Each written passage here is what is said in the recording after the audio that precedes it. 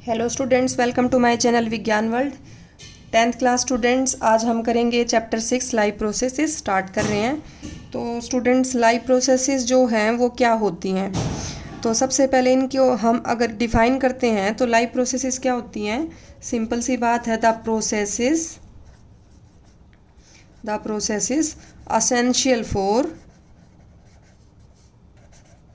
Survival, ठीक है, are cold live processes. कि ऐसी प्रोसेस जो लाइफ के सर्वाइवल के लिए चाहिए, जिंदा रहने के लिए जो प्रोसेसेस चाहिए, उन्हें बोलते हैं लाइफ प्रोसेसेस, ठीक है। इनमें स्टूडेंट्स आती हैं लाइव प्रोसेसेस में, जैसे न्यूट्रिशन, क्या क्या आएंगी? Nutrition, respiration,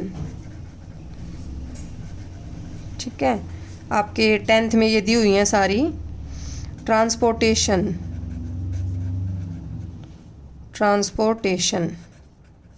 and fourth one is excretion. ये 4 लाइव प्रोसेस है, ठीक है।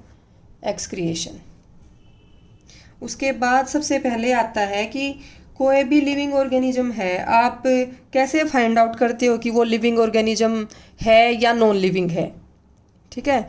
तो उसमें आता है लिविंग और नॉन लिविंग क्या है। ये देखिए, हम करते हैं start, living and non living. तो स्टूडेंट्स, वैसे तो बहुत सारे कैरेक्टरिस्टिक्स हैं लिविंग एंड नॉन लिविंग के, पता होना चाहिए आपको, लेकिन ये टॉपिक थोड़ा डिटेल में अगर हम जाएं तो 11th में आएगा, या थोड़ा ब्रीफ में हम कर लेते हैं। जैसे फर्स्ट ऑफ ऑल, सबसे पहला कैरेक्टरिस्टिक अगर ग्रोथ की बात करें, ग्रोथ जिस ऑर्गेनिज्म में होगी उसे लिविंग ही मानते हैं। अब स्टूडेंट्स, मैं अगर इनके कैरेक्टरिस्टिक्स की बात करूं तो हमें ये देखना होता है कि डिफाइनिंग फीचर है या नहीं है। डिफाइनिंग फीचर होता है स्टूडेंट्स कि ऐसा कैरेक्टरिस्टिक जिसके बेसिस पे हम लिविंग ऑर्गेनिज्म को डिफाइन कर सकें, ठीक है। अकेला अगर वो प्रोसेस है, जैसे अकेली अगर ग्रोथ है, तो आप ये बोल सके कि जो ग्रोथ करता है वो लिविंग है, और ग्रोथ अगर नहीं करेगा तो वो नॉन लिविंग है। तो स्टूडेंट्स, ग्रोथ को हम एक डिफाइनिंग फीचर कंसिडर नहीं करते, क्योंकि बिना ग्रोथ के भी ऑर्गेनिज्म लिविंग होता है। या कई बार आपने देखा होगा माउंटेन्स वगैरह पे सैंड ड्यून्स होते हैं, रेत जमता रहता है, साइज बढ़ता रहता है, तो ग्रोथ सिंपली क्या है? इंक्रीज इन साइज, ठीक है। और सेल्स नंबर ऑफ सेल्स, वो होती है ग्रोथ, ठीक है। तो ग्रोथ को हम एक डिफाइनिंग फीचर नहीं कंसिडर करते। ये डिटेल में अगर मैं आपको अभी बता रही थी, +1 में आएगा। रिप्रोडक्शन को भी एक डिफाइनिंग फीचर हम नहीं कंसिडर करते। उसके बाद अभी जैसे मैंने आपको बताया, लाइफ प्रोसेसेस होती हैं डिफाइनिंग फीचर। इन प्रोसेसेस के बिना सर्वाइवल पॉसिबल नहीं है। तो लाइफ प्रोसेसेस डिफाइनिंग फीचर होती हैं, जैसे स्टूडेंट्स हम लें response to external stimulus, response to any external stimulus, कि कोई भी एक्सटर्नल स्टिमुलस आपको मिलता है तो लिविंग ऑर्गेनिज्म उसका रिस्पॉन्स दे सकते हैं। जैसे टेम्परेचर है, प्रेशर है, एयर का इफेक्ट है, भाई विंड स्पीड ज़्यादा है, ह्यूमिडिटी है, हमें महसूस होता है। लिविंग ऑर्गेनिज्म की बात करें, हमें पता चलता है कि ये चीज़ गर्म है, ये ठंडी है, अभी धूप ज़्यादा है, अभी कम है, अभी बारिश हो रही है। लेकिन नॉन लिविंग है, अगर कोई टेबल पड़ी हो आपके आंगन में पड़ी है, या कोई साइकिल है, कार है, तो ये चीज़ें क्या फील कर सकती हैं? नहीं कर सकती। तो response to external stimulus living organism के पास होता है। ये भी स्टूडेंट्स एक डिफाइनिंग फीचर है।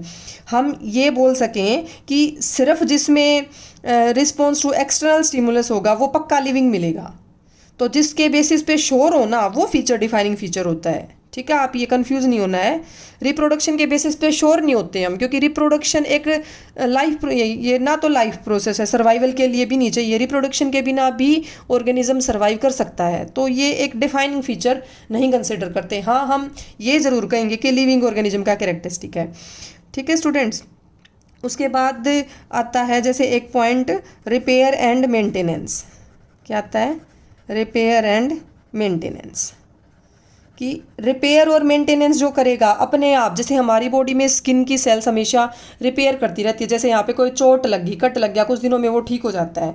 तो लेकिन नॉन लिविंग थिंग्स अपने आप रिपेयर नहीं कर सकती। आप टेबल की चेयर को आप तोड़ देंगे तो वो अपने आप ठीक नहीं होएगी। तो ये मेंटेनेंस प्रोसेस हमारे अंदर लिविंग ऑर्गेनिजम्स में होती रहती है, ठीक है। एक और पॉइंट ले लेते हैं हम, मूवमेंट एंड लोकोमोशन। तो स्टूडेंट्स एक तो आपको इनमें कंफ्यूज नहीं होना, लोकोमोशन होती है ऐसी मूवमेंट जिसमें डिस्टेंस कवर हो, और मूवमेंट एक लो लेवल पे होती हैं। जैसे आप लोकोमोशन को देखिए, अगर आप डिस्टेंस कवर करते हैं, आप कुछ कदम चलते हैं, तो वो होती है लोकोमोशन। लेकिन मूवमेंट की बात करें, ये डिफाइनिंग नहीं है, लेकिन मूवमेंट जरूर डिफाइनिंग फीचर है। अब प्लांट्स हैं, प्लांट्स लोकोमोट नहीं करते, वो एक ही जगह रहते हैं, लेकिन मूवमेंट होती है वहीं पे। अब उनके पत्ते तो हिलते हैं, हवा चलती है तो, ठीक है, या उनके अंदर और कोई स्मॉल लेवल पे मूवमेंट होती हैं, जैसे मोलिकुलर मूवमेंट्स। कौन सी मूवमेंट्स आएंगी, जैसे वो छोटे लेवल पे जो मूवमेंट की बात करें तो मोलिकुलर मूवमेंट्स। हमारी जो सेल्स होती हैं स्टूडेंट्स, तो सेल्स के अंदर काफ़ी मूवमेंट्स होती रहती हैं अपने आप। तो ये भी क्या है, ये डिफाइनिंग फीचर है, ये दो नहीं है पहले वाले, ठीक है। तो जो मोलिकुलर मूवमेंट्स हैं जो अपने आप होती रहती है, लोकोमोशन अलग चीज़ है, मूवमेंट अलग चीज़ है, तो उनको हम कंसिडर करते हैं क्या है, लिविंग का कैरेक्टरिस्टिक, ठीक है। उसके बेसिस पे हम पता लगा लेंगे कि वो लिविंग है। अब मोलिकुलर मूवमेंट श्योरली होंगी। अगर आप किसी से भी पूछेंगे कि हमारे अंदर कोई भी प्रोसेस हो रही है, यही कह लो आप रिपेयर और मेंटेनेंस हो रही है, तो वो मोलिकुलर मूवमेंट्स के बिना नहीं होंगी। मोलिकुलर मूवमेंट सेल्स में जो आपके छोटे छोटे मोलिक्यूल से बनी है, भाई कार्बन है, एलिमेंट्स होते हैं बहुत सारे, कार्बोहाइड्रेट, प्रोटीन वगैरह, इन्हीं से हमारी पूरी बॉडी बनी है। तो ये छोटी छोटी मूवमेंट्स जो हैं हमेशा होती रहती हैं। अब अगर बात करें, यहाँ पे एक एग्जांपल आता है, मैं आपको क्लियर कर देती हूँ, वायरस, ठीक है। क्या आता है, वायरस। वायरस जो है, इसकी कंट्रोवर्सी है अब तक, ना तो इसे लिविंग मानते हैं और ना ही इसे नॉन लिविंग मानते हैं। क्यों? क्योंकि ये ऐसी सेलुलर एंटिटी है कि अगर ये outside the body of living organism होता है तो ये होता है नॉन लिविंग। कि मैंने आपको जैसे बताया था कि शुगर के सॉल्ट के क्रिस्टल्स, पोटेशियम पर मैग्नेट की केमिस्ट्री में बताया था, क्रिस्टल्स होते हैं। तो viruses can even crystallised outside the living body, इनके क्रिस्टल तक बन सकते हैं। तो ये लिविंग कहाँ से होंगे, सोचने की बात है। लेकिन जैसे ही ये किसी भी ऑर्गेनिज्म की बॉडी की सेल्स के अंदर एंटर करता है, जैसे ये हमारी किसी सेल के अंदर वायरस एंटर कर गया, ये वायरस है, तो it can replicate within the cells of any organism. तो इसमें रेप्लिकेशन की कैपेसिटी भी आ जाती है। रेप्लिकेशन होता है डिवाइड करना, मल्टीप्लाई करना और रिप्रोड्यूस करना एक तरीके से सिंगल सेल ऑर्गेनिज्म में। तो ये हमारी मशीनरी का इस्तेमाल करके, हमारी सेल की जो मशीनरी है उसको यूज़ करके ये रेप्लिकेट भी करता है, अपनी जो है नंबर भी बढ़ाता है, 1 से 2, 2 से 4 भी होता है, ठीक है। तो वायरस की कंट्रोवर्सी है, इसी वजह से इसमें हम जैसे लिविंग ऑर्गेनिज्म में जाएगा तो ये मूवमेंट शो करेगा, लेकिन अगर ये लिविंग ऑर्गेनिज्म की बॉडी से बाहर है तो ये मूवमेंट शो नहीं करेगा। तो इसी वजह से वायरस की ज़्यादातर मेडिसिन्स भी नहीं होती हैं, ठीक है। एंटीबायोटिक्स होती हैं बैक्टीरिया के लिए, लेकिन वायरस के लिए वो नहीं होती। आप आजकल देख लीजिए कितना फेमस है, कितना कुछ चल रहा है, क्या कुछ हो रहा है, उसकी वजह से हमें ऐसे ऑनलाइन पढ़ना पड़ रहा है, क्लास रूम्स जो फेस टू फेस टीचिंग होती है उसकी बजाय। कोरोना वायरस भी क्या है, ऐसा ही एक वायरस है, ठीक है, क्योंकि ये लिविंग नहीं होता, इस वजह से ये प्रॉब्लम भी ज़्यादा क्रिएट करता है। मैं कोरोना वायरस पे आपके लिए एक वैसे बनाऊँगी एक वीडियो, ठीक है। तो अभी हम लिविंग और नॉन लिविंग पे थे। तो देखिए स्टूडेंट्स, अगर हम इन प्रोसेसेस की बात करें तो ये थी लिविंग के कैरेक्टरिस्टिक, ये श्योर नहीं है, डिफाइनिंग फीचर नहीं है, ये 4 जरूर हैं, ओके। तो अगर हम स्टूडेंट्स रिपेयर एंड मेंटेनेंस की बात करें, ये काफ़ी इंपॉर्टेंट पॉइंट है। तो रिपेयर और मेंटेनेंस को देखिए आप कि ये continuously going on in our body. अगर हम सो रहे हैं, अगर हम जाग रहे हैं, अगर हम कुछ भी कर रहे हैं, रेस्ट पे हैं, तो भी रिपेयर मेंटेनेंस की प्रोसेस कॉन्टिन्यूसली हमारी बॉडी में अपने आप चलती रहती है, ठीक है। लेकिन जैसे ये रिपेयर मेंटेनेंस होगी, उसके लिए कि क्या चाहिए बॉडी को, एनर्जी चाहिए। एनर्जी कहाँ से आएगी, एनर्जी मिलेगी फूड से, और वो कहाँ से आएगा, उसके लिए हमें क्या करना होगा, बाहर से फूड लेना होगा, आउटसाइड कोई भी सोर्स होगा ऐसा जो एनर्जी प्रोवाइड करेगा। तो ऐसी प्रोसेस जिसमें एनर्जी जो है बॉडी के बाहर से और ट्रांसफ़र होती है किसी भी फॉर्म में बॉडी के अंदर, उसे क्या बोलते हैं, न्यूट्रिशन।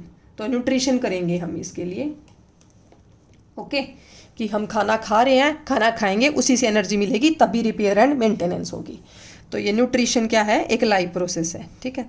उसके बाद आता है कि अगर हमने ये न्यूट्रिशन तो कर लिया, फूड तो ले लिया बॉडी के अंदर, लेकिन आपने पीछे जैसे पढ़ा होगा कि फूड को ब्रेक डाउन करने के लिए भी कुछ चाहिए।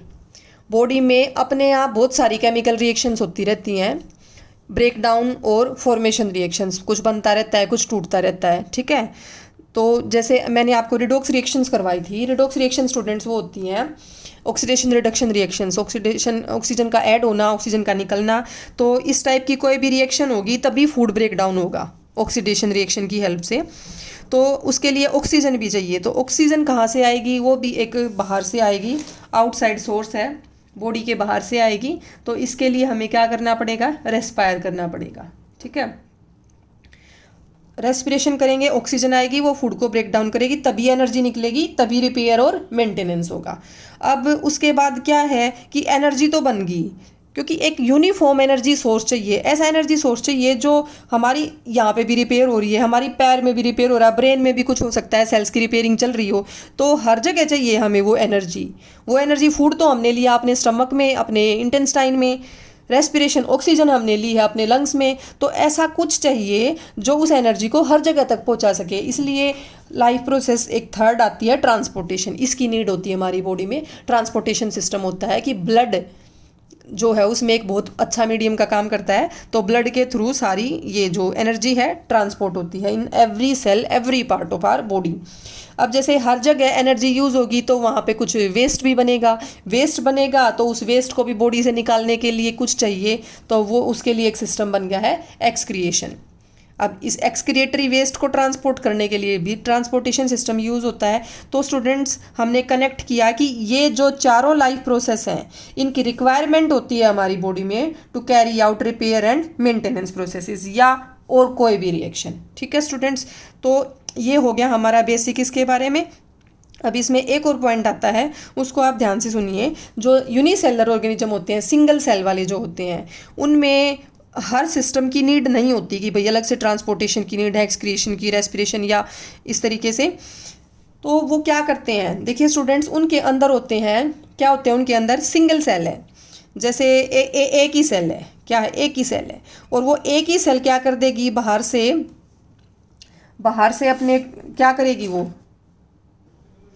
देखिए स्टूडेंट्स, कोई भी जैसे एक सेल है सिंगल सेल ऑर्गेनिज्म में, तो वो आउटसाइड इन्वायरमेंट के बाहर से कांटेक्ट में होती है। ठीक है, मतलब सारा इन्वायरमेंट ही है उसके आसपास, तो वो डायरेक्ट फूड को भी ले सकती है, डायरेक्ट वो ऑक्सीजन को भी ले सकती है, वेस्ट मटेरियल निकल गए तो डायरेक्ट वो एक्सक्रिएट भी कर सकती है। ठीक है, तो उसको नीड नहीं होती कुछ स्पेशल प्रोसेस की या स्पेशल बॉडी सिस्टम्स की।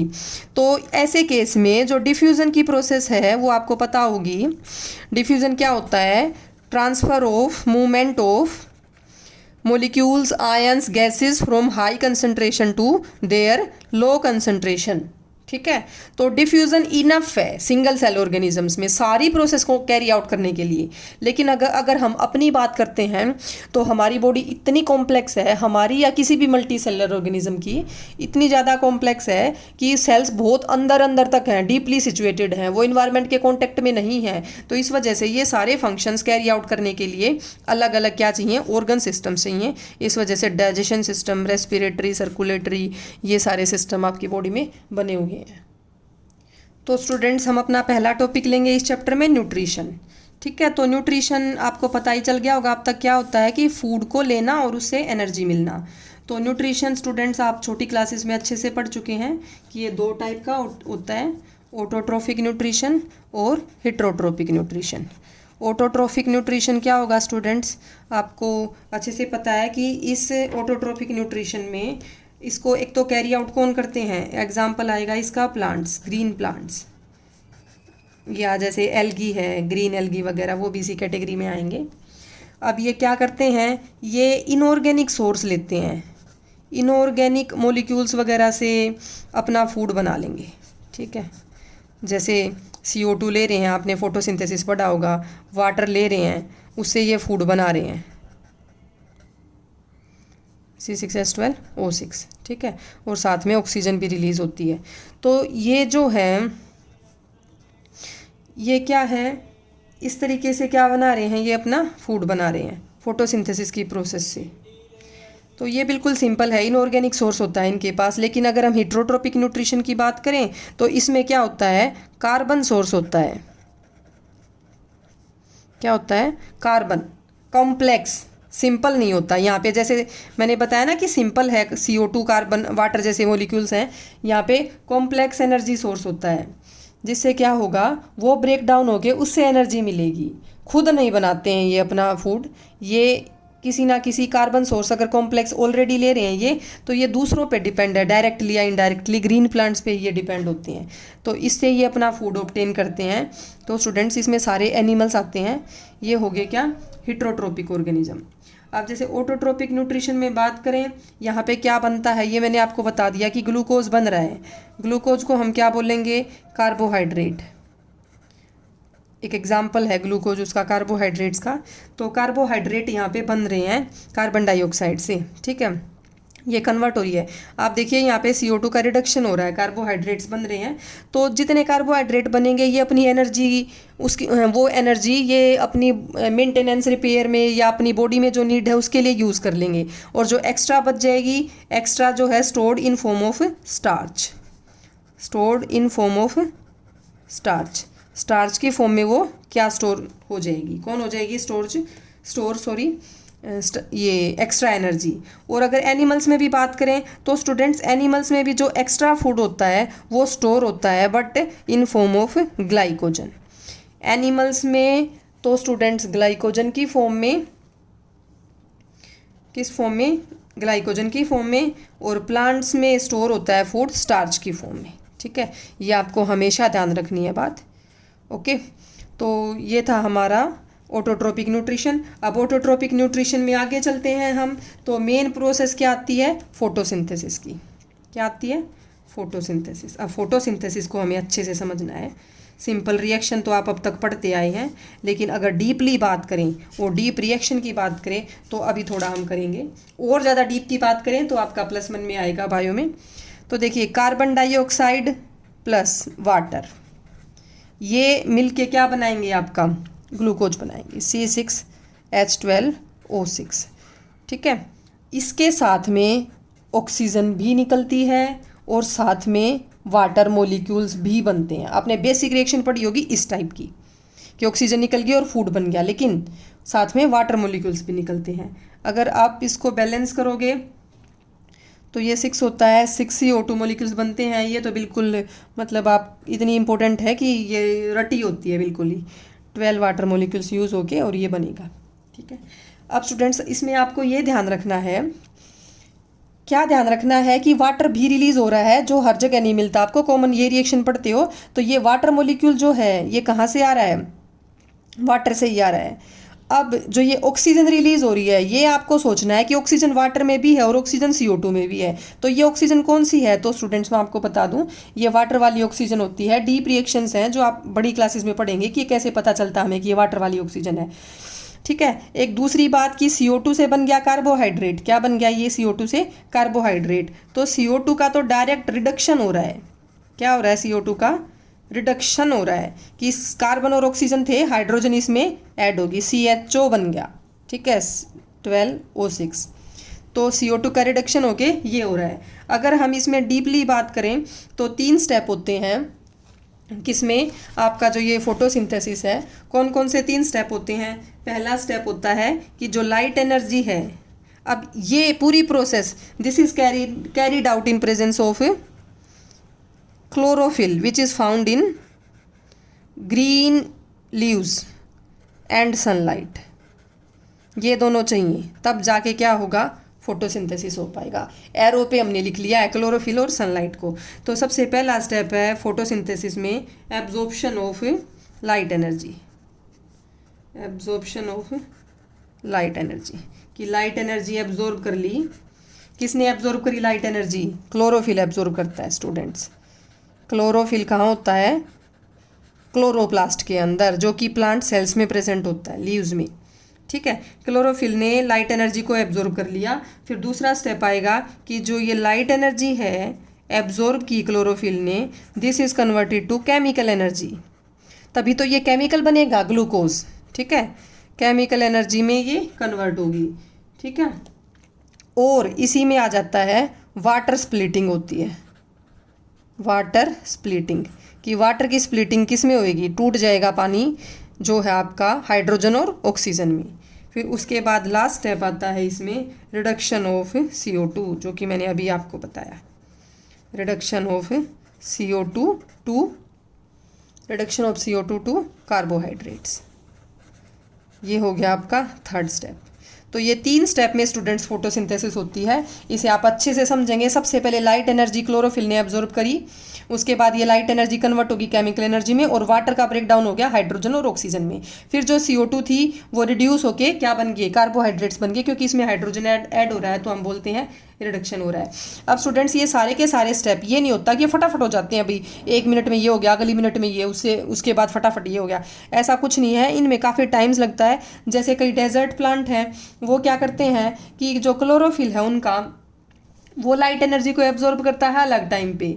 जैसे अगर हम बात करें CO2 की, तो वो CO2 को रात के टाइम पे लेते हैं डेजर्ट प्लांट। रात के टाइम पे क्या लेंगे, CO2 को, और दिन के टाइम पे जब दिन निकल आएगा अगले दिन, लाइट एनर्जी तब कन्वर्ट होगी केमिकल एनर्जी में, उस टाइम पे वो लाइट एनर्जी को एब्जॉर्ब करते हैं, फिर आगे की प्रोसेस बाद में होती है।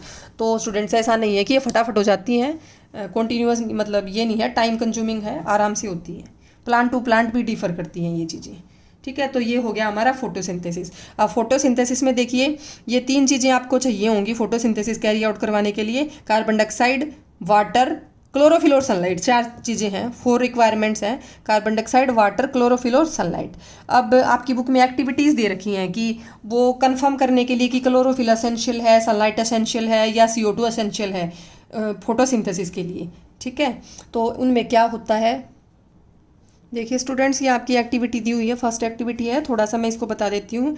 तो इसमें क्या कह रहे हैं कि सबसे पहले आपको वेरीगेटेड लीव्स लेनी है, मनी प्लांट या किसी की भी ले लो। वेरीगेटेड लीव्स होती हैं स्टूडेंट्स, मतलब जिसपे धब्बे से हों, कि कहीं पे ग्रीन कलर हो और कहीं पे येलोइश कलर हो, ठीक है।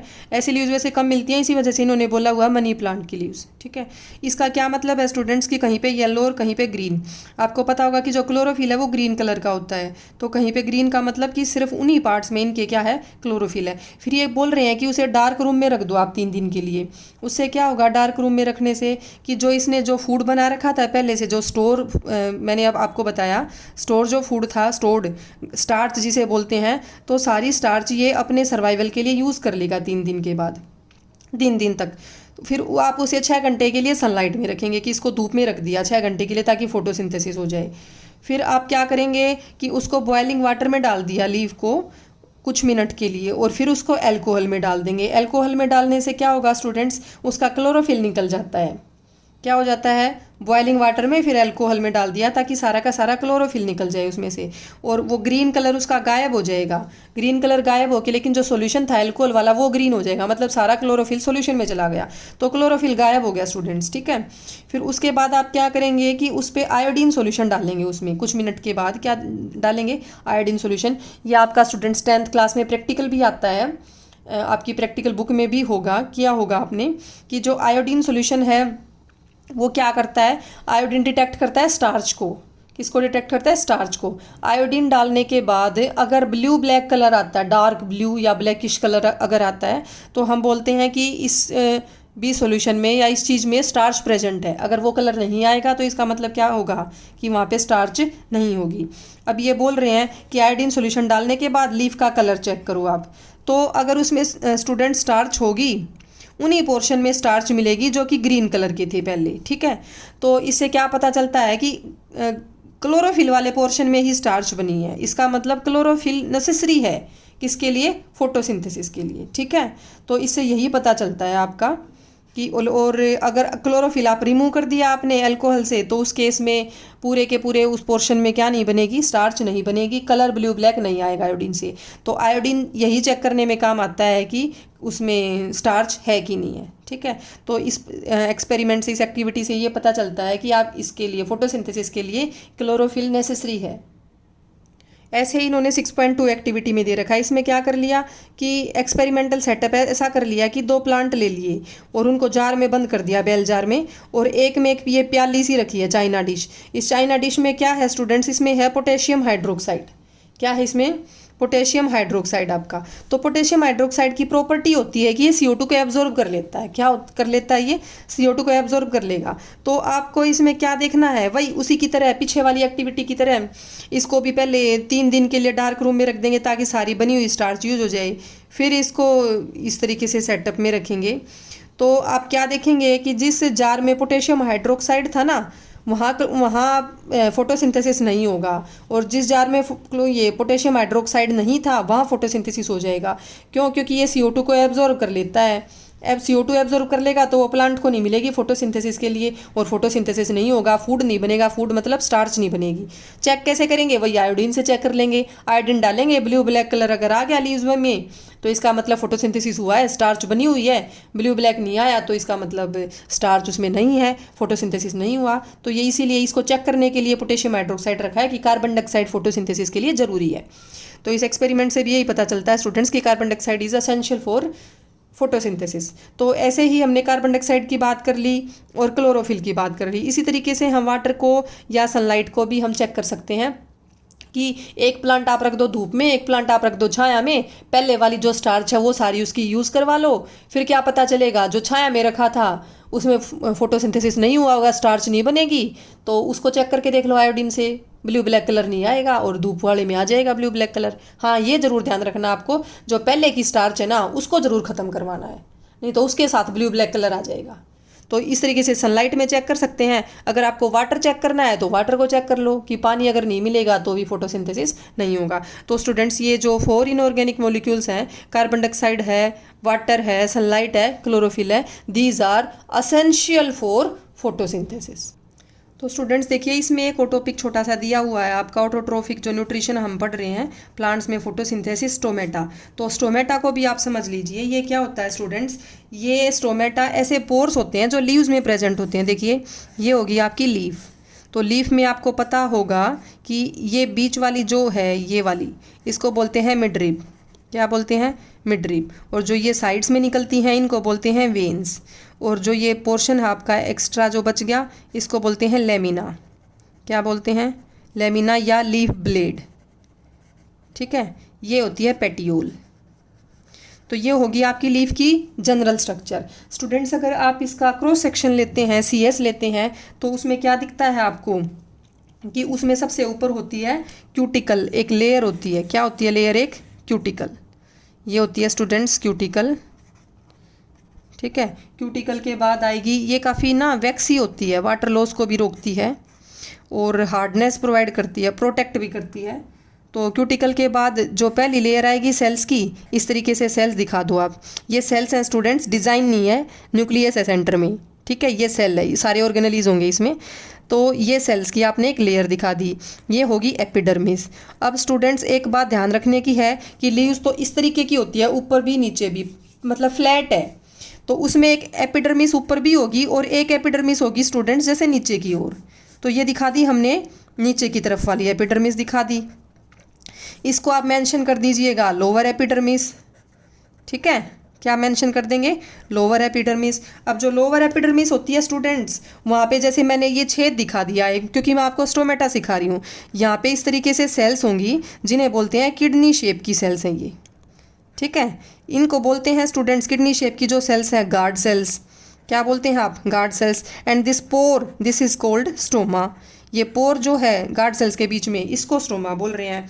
अब स्टूडेंट्स, बीच में जो स्पेस बच गया उसमें भी बहुत सारी लेयर्स होती हैं। जैसे मैं आपको दिखा दूं, इस तरीके की जो सेल्स है, लॉन्गिट्यूडनल सेल्स हैं, ये पेरेन्काइमा होता है। क्या होता है ये? पेरेन्काइमा। आपने 9th में टिश्यू पढ़ा होगा, पेरेन्काइमा। और बीच बीच में कहीं कहीं एयर स्पेस भी होता है कि ये एयर स्पेस दिखा दिया हमने, ये एयर स्पेस दिखा दिया।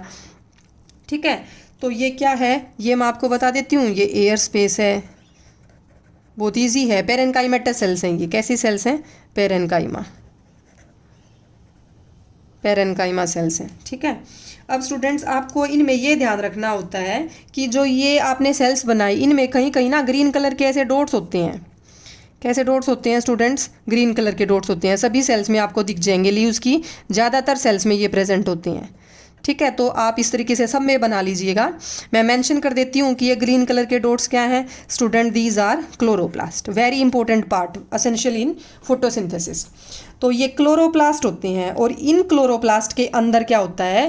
क्लोरोफिल होता है। अगर आपने +1 में सेल वाला चैप्टर अच्छे से किया हो, सॉरी आप तो 10th क्लास के स्टूडेंट्स हैं, सॉरी मैं थोड़ा डीपली चली गई, +2 में चली गई। तो ये जो क्लोरोप्लास्ट है ये प्रेजेंट है। वैसे भी आपकी भी अगर बात करें तो 9th क्लास में भी आता है, गलत तो नहीं कहा मैंने, 9th में भी सेल का चैप्टर आता है, तो वहाँ पे क्लोरोप्लास्ट के बारे में आपने पढ़ा होगा। किचन ऑफ द सेल बोलते हैं, क्या बोलते हैं, kitchen of the cell, food बनता है यहाँ पे, ठीक है। तो क्लोरोप्लास्ट के अंदर होता है क्लोरोफिल। तो ये हमने ले लिया CS of cross section of leaf, क्या है, क्रॉस सेक्शन, क्या है स्टूडेंट्स, ये क्रॉस सेक्शन ऑफ लीफ। तो ये मैंने आपको समझा दिया कि इस तरीके से गार्ड सेल्स होती हैं। अब देखिए जो स्टूडेंट्स ये गार्ड सेल्स हैं, ये गार्ड सेल्स की हम बात करें, इस तरीके से होती हैं, किडनी शेप की सेल्स हैं। कैसी हैं, किडनी शेप की सेल्स हैं, ऐसे किडनी सी बनी होती है, या यूं कह लो राजमा देखा होगा आपने, बीन्स, तो उनके जैसी सी शेप है, ठीक है।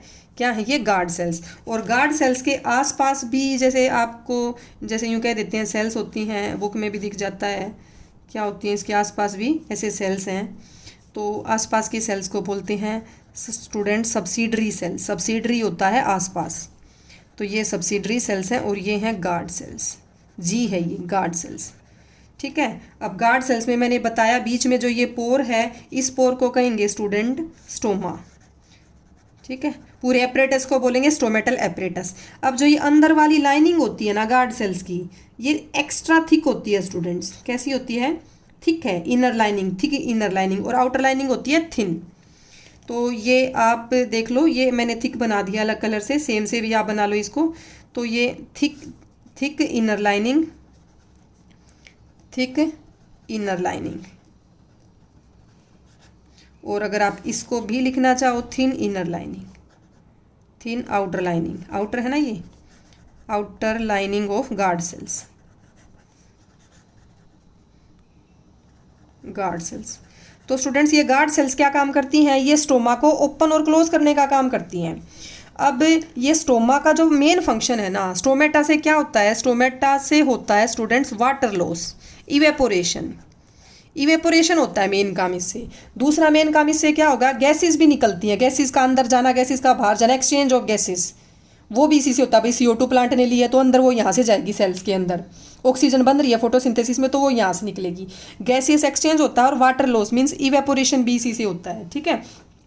तो ये जो है गार्ड सेल्स जब वाटर को एब्जॉर्ब कर लेंगी तो ये इस तरीके से फुली हुई हो जाती हैं, जिन्हें बोलते हैं टर्जिड। क्या बोलते हैं स्टूडेंट्स इन्हें, टर्जिड गार्ड सेल्स। देखिए आपको अविजिबल हो गया होगा, टर्जिड, टर्जिड हैं ये, फूल गई हैं, स्वेलअप कर गई हैं क्योंकि इनमें पानी एंटर कर गया। और स्टूडेंट जब ये थोड़ा सा सिकुड़ जाएंगी, जैसे इस तरीके से आप लंबी लंबी इन्हें दिखा दीजिएगा, ये ऐसी सी होगी, ये पिचक गई हैं बिल्कुल, ये अंदर वाली वाल जो है जैसे ये पिचक गई तो ये बंद हो गई है, ये पोर क्लोज हो गया है। तो स्टूडेंट्स आप क्या बोलेंगे इन्हें, इस कंडीशन को आप बोलेंगे फ्लैसिड, क्या बोलेंगे, फ्लैसिड है, ये फ्लैसिड गार्ड सेल्स हैं। यहाँ पे जो स्टोमा है वो क्या है, क्लोज है, बंद हो गया है, और यहाँ पे जो स्टोमा था वो ओपन था। कैसा था स्टूडेंट्स, ये स्टोमा यहाँ पे ओपन था और इधर स्टोमा हो गया है क्लोज्ड। यहाँ से पानी का या गैसेस का एक्सचेंज नहीं होगा, यहाँ से हो जाएगा। तो ये टर्जिड हैं, फूली हुई हैं। वाटर इन्होंने क्या किया है, कब बनी है ये टर्जिड, ये टर्जिड बनी है बाय एब्जॉर्बिंग वाटर, यहाँ पे वाटर एब्जॉर्ब किया इन्होंने, ठीक है, उससे बनी है, और ये सिकुड़ गई हैं वाटर लॉस से। तो स्टूडेंट्स आपको ये क्लियर हो गया होगा कि स्टोमेटा क्या होता है और स्टोमा क्या होता है, डिफरेंस ये पोर है। पूरे एपरेटस को स्टोमेटल एपरेटस बोलते हैं, और ये कहाँ होता है, गार्ड सेल्स के बीच में होता है। वो मैंने आपको बताई कहाँ होती है, एपिडर्मिस में होती है, गैसेस एक्सचेंज या वाटर लॉस के लिए प्रेजेंट होती हैं ये। और क्लोरोप्लास्ट होते हैं सेल्स में, ग्रीन कलर के जो मैंने डॉट्स दिखाए, तो ये अपर या लोअर एपिडर्मिस किसी में भी हो सकती हैं स्टूडेंट्स ये गार्ड सेल्स। तो ये आपको क्लियर हो गया होगा।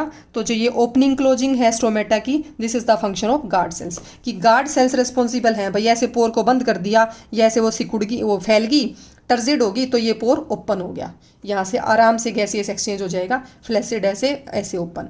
जब पानी एंटर करेगा ना इनमें, आप यूँ समझो कि जो ऐसी कंडीशन बनी है ना, ये ऐसी मोटी मोटी बन गई, कब बनी है ये, जब इनमें वाटर एंटर किया है, वाटर जब घुसा है इनके अंदर तो ये ऐसी बन गई। और जब इनमें से पानी निकल जाएगा ना, पिचकी हुई, जब निकल जाएगा पानी तब ये ऐसे पिचकी हुई बनी है, ठीक है, समझ गए स्टूडेंट्स। तो ये था हमारा टॉपिक आज का फोटोसिंथेसिस, ऑटोट्रोपिक न्यूट्रिशन हमने कंप्लीट कर लिया है। उसके बाद नेक्स्ट वीडियो में हम अपना नेक्स्ट टॉपिक लेंगे हिट्रोट्रोपिक न्यूट्रिशन, जिसमें आता है अमीबा का और ह्यूमन बींग्स का। उसको स्टूडेंट्स जरूर देखिएगा वीडियो को। ह्यूमन बींग का डाइजेस्टिव सिस्टम मैं आपको कराऊंगी बहुत अच्छे से, जैसे आप एक बार देख लेंगे डायग्राम बनाना और उसकी फिजियोलॉजी समझेंगे तो कभी भी नहीं भूलेंगे।